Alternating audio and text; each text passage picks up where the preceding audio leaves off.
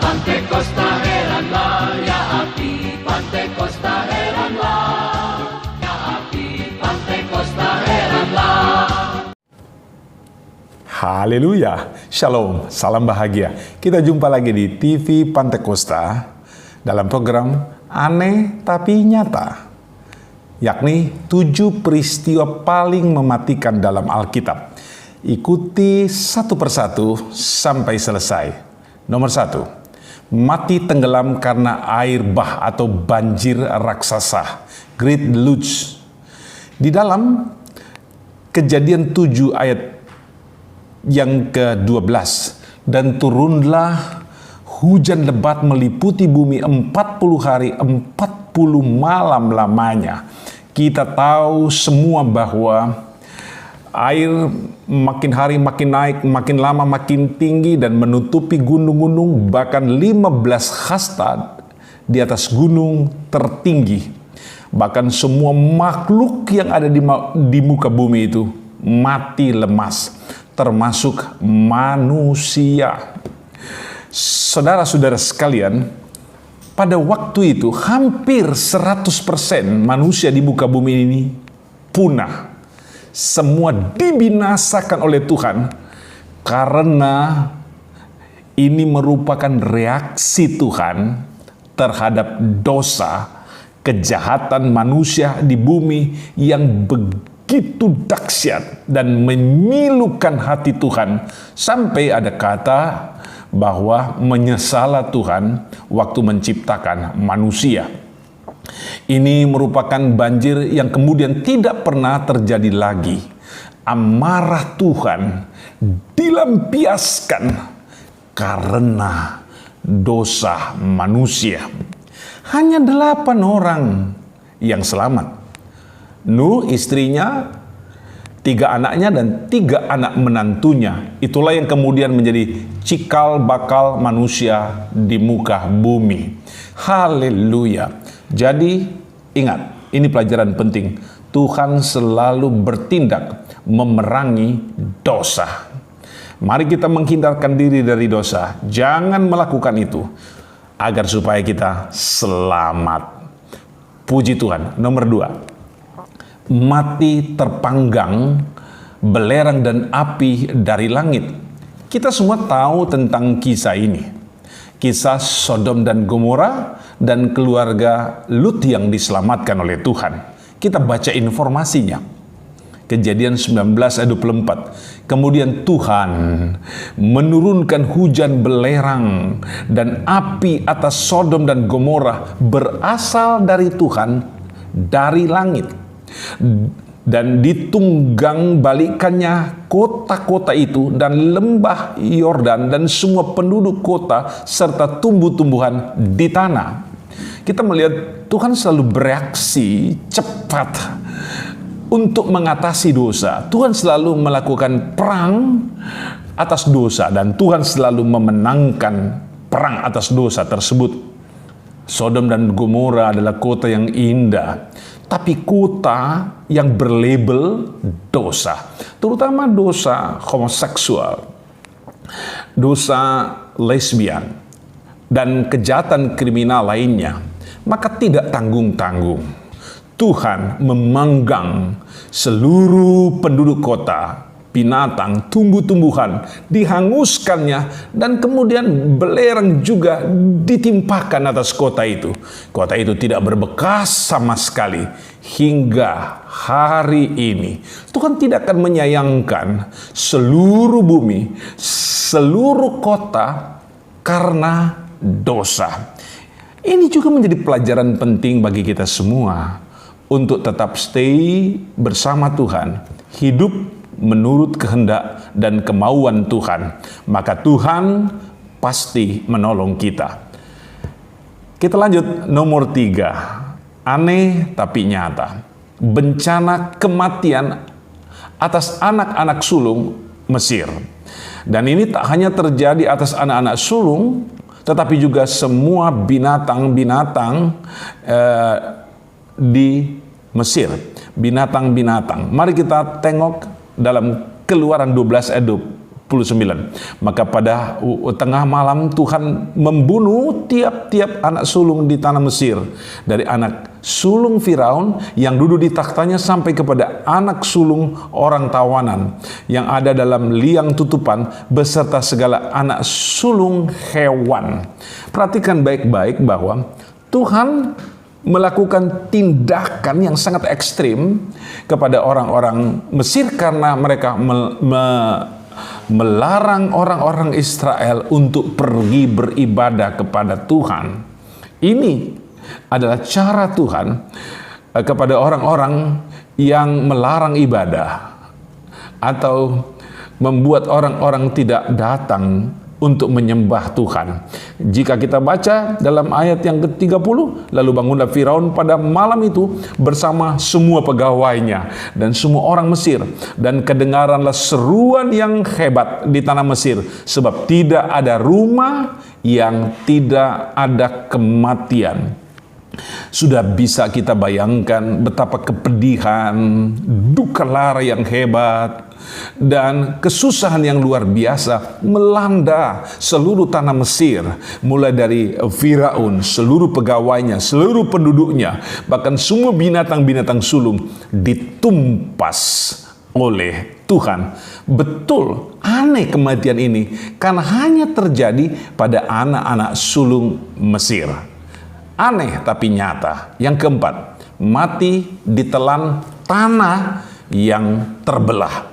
Ini tentang Korah, Datan, dan Abiram, dan 250 orang penting, orang pilihan, orang-orang hebat di kalangan orang Israel. Ini terjadi karena mereka melakukan dosa spiritual, pelanggaran tata ibadah dan tata layanan yang seharusnya dikerjakan oleh orang-orang tertentu dan mereka merasa diri berhak. Kita membuka dalam Bilangan 16 ayat yang ke-30. Tetapi jika Tuhan akan menjadikan sesuatu yang belum pernah terjadi dan tanah mengakan mulutnya menelan mereka beserta kepunyaan mereka, sehingga mereka hidup-hidup turun ke dalam dunia orang mati, maka kamu akan tahu bahwa orang-orang ini telah menista Tuhan. Ingat kata-kata itu, menista Tuhan. Baru saja ia selesai mengucapkan segala perkataan itu, maka terbelahlah tanah yang di bawah mereka, dan bumi membuka mulutnya dan menelan mereka dengan seisi rumahnya dan semua orang yang ada pada Korah dan dengan segala harta milik mereka. Demikianlah mereka dengan semua orang yang ada pada mereka turun hidup-hidup ke dunia orang mati, dan bumi menutupi mereka sehingga mereka binasa dari tengah-tengah jemaat itu. Selanjutnya juga api turun memanggang dan membakar mereka. Ini merupakan kejadian yang sangat unik, yang sangat aneh. Tapi ini adalah cara Tuhan mendisiplin umat-umat Tuhan agar mereka jangan melanggar tata ibadah dan jangan mengambil hak orang yang telah dipercayakan oleh Tuhan. Beribadahlah dengan sungguh, jalankan tugas dan talenta sesuai yang Tuhan percayakan kepada kita masing-masing. Aneh tapi nyata. Nomor 5, kematian seluruh umat Israel di padang gurun. Sama kita tahu bahwa ada 600.000 lebih orang laki-laki yang keluar dari tanah Mesir. Bila dikalikan 5, maka jumlah mereka ada sekitar 3 juta orang.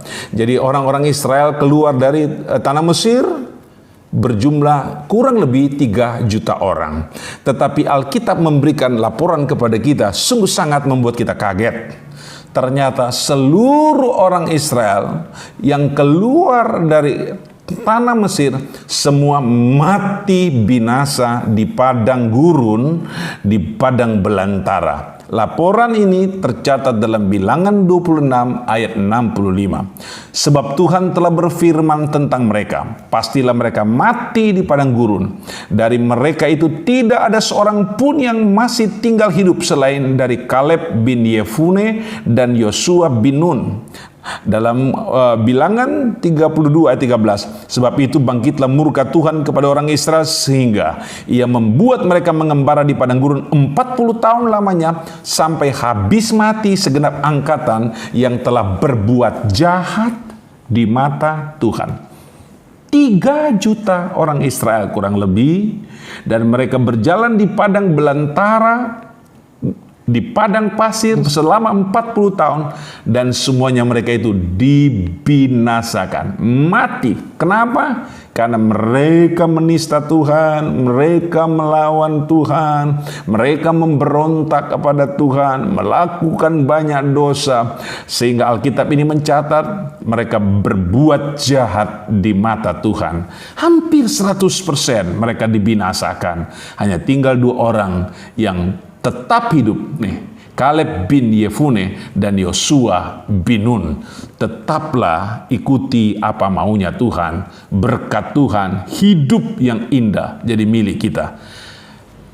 Aneh tapi nyata. Nomor 6, mati dilempari dengan batu oleh Tuhan.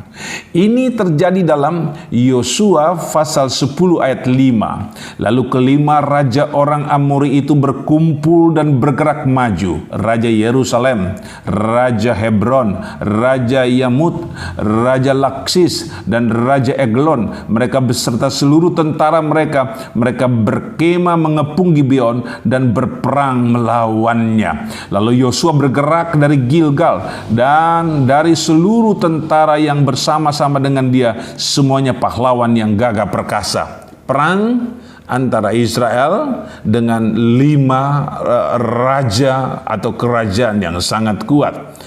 Yang terjadi kemudian adalah sangat-sangat luar biasa. Karena dalam Yosua 10 ayat 10, dan Tuhan mengacaukan mereka di depan orang Israel, sehingga Yosua menimbulkan kekalahan yang besar di antara mereka dekat Gibeon. Dalam ayat 11, sedang mereka melarikan diri di depan orang Israel dan baru di lembah Bet Horon, maka Tuhan melempari mereka dengan batu-batu besar dari langit sampai ke Aseka, sehingga mereka mati. Yang mati karena hujan batu itu ada lebih banyak dari yang dibunuh oleh orang Israel dengan pedang. Ini bagi kita merupakan sesuatu yang sangat aneh sekali, karena jelas sekali Alkitab catat bahwa Tuhan melempari mereka dengan batu dari langit. Nah, kita tahu kalau Tuhan melempar, maka tidak akan mungkin meleset, dan pasti batu-batu besar itu seperti bermata. Dia akan menimpa orang-orang yang menjadi musuh orang Israel. Mereka mati, dan yang mati karena dilempari Tuhan dengan batu lebih banyak yang mati karena pedang tentara Israel. Luar biasa ini. Hati-hati dalam kehidupan kita, jangan sampai terjadi Tuhan melempari kita dan kita mengalami hal yang buruk di dalam hidup ini. Aneh tapi nyata. Nomor 7, 70 jiwa mati karena penyakit dalam 3 hari. Penyakit sampar dalam 3 hari. Ini karena dosa Daud yang membanggakan diri, menghitung kekuatan orang Israel, dan di mata Tuhan itu jahat. Ini sebuah perlawanan kepada Tuhan. Dia mau menakar, mau mengukur kehebatan, kejayaan dirinya, dan dia ingin menghitung kekuatan orang Israel. Ternyata Tuhan bereaksi di situ. Dalam 2 Samuel 24 ayat 15. Jadi Tuhan mendatangkan penyakit sampar kepada orang Israel dari pagi sampai waktu yang ditetapkan. Maka matilah dari antara bangsa itu, dari Dan, itu dari sebelah utara, sampai Beersheba ke sebelah selatan, 70.000 orang. Ini bala sampar, itu penyakit yang sangat dahsyat, membunuh orang Israel hanya dalam jangka waktu 3 hari, itu 70.000 jiwa. Suatu kematian yang sangat dahsyat. Ini aneh tapi nyata. Dan ini diberlakukan Tuhan sebagai bentuk perang Tuhan terhadap pelanggaran. Ketika malaikat mengacungkan tangannya ke Yerusalem untuk memusnahkannya, ada rencana untuk menghabisi semuanya. Maka menyesallah Tuhan karena malapetaka itu. Lalu ia berfirman kepada malaikat yang mendatangkan kemusnahan kepada bangsa itu, "Cukup, turunkan sekarang tanganmu itu." Maka pada waktu itu malaikat Tuhan itu ada dekat pengirikan Arauna orang Yebus, maka berhentilah malapetaka yang sangat hebat itu. Secara menyeluruh kita lihat bahwa 7 perkara ini adalah bentuk perang Tuhan terhadap kejahatan manusia. Kita akan rinci kembali 7 poin tersebut. 1. Mati tenggelam karena air bah atau banjir raksasa. Itu adalah reaksi Tuhan atas dosa. Mati terpanggang belerang dan api dari langit di Sodom dan Gomora itu juga karena dosa. Bencana kematian anak-anak sulung karena Firaun melarang orang Israel untuk beribadah itu dosa. Mati ditelan tanah terbelah Korah, Datan dan Abiram itu karena dosa. 5. Kematian seluruh umat Israel di padang gurun karena mereka berbuat jahat di mata Tuhan selama 40 tahun. Semuanya mereka dibinasakan. Dosa penyebabnya. Mati dilempari dengan batu oleh Tuhan karena 5 kerajaan ini memusuhi orang-orang Israel. Maka Tuhan hancurkan mereka itu karena dosa. Yang ke-7, 70.000 jiwa orang Israel mati karena penyakit sampat. Kembali kita tengok, semua karena dosa. Hiduplah benar, takut akan Tuhan, kasihlah Tuhan, nikmati pertolongan Tuhan yang besar. Tuhan Yesus memberkati. Haleluya. Amin. Ya api Pantekosta heranlah, ya api Pantekosta